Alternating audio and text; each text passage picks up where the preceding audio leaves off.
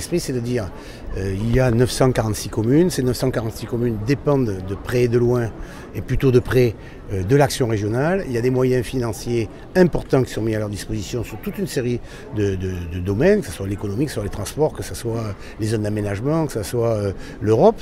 Et aujourd'hui, on a fait la sécurité, c'est pour expliquer aux maires que la région est très utile pour eux. Et d'ailleurs, on voit au fur et à mesure, puisque c'est maintenant le 5e, qu'il y a de plus en plus de monde et que c'est un rendez-vous de rencontres territoriales et pas nationales. Chaque territoire est très différent.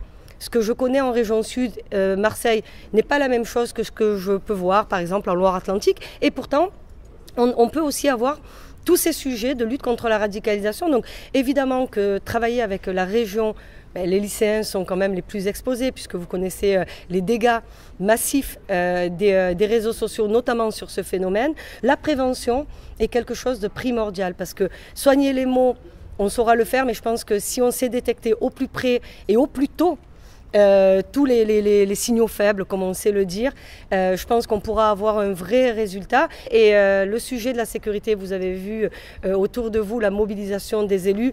Moi qui ai la citoyenneté et la ville, c'est le sujet numéro 1 dans la bouche des élus locaux. Les préoccupations, elles sont multiples, elles sont dans tous les domaines.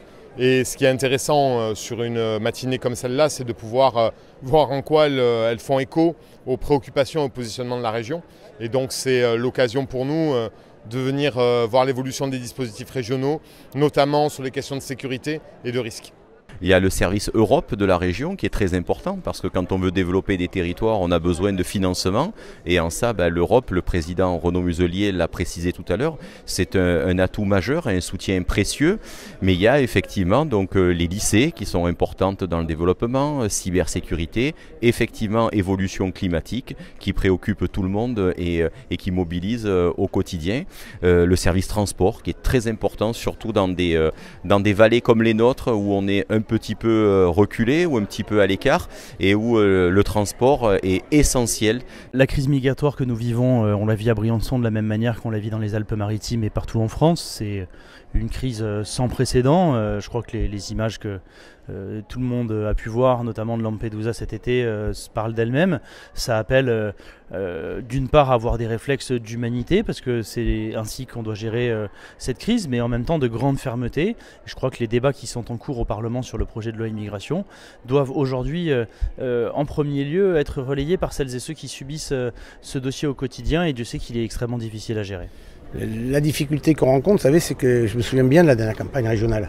M'expliquer dans la campagne régionale que c'était pas dans nos domaines de compétences.